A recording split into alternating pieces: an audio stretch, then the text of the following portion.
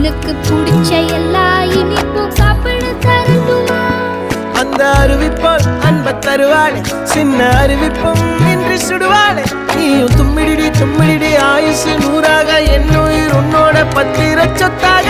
என் பார்வை உன்னோடு, உன் பொம்மை கண்ணோடு, பேசாமல் விண்ணோடு நாம் மிதந்து போவோம். காதாரா அடியானாலும்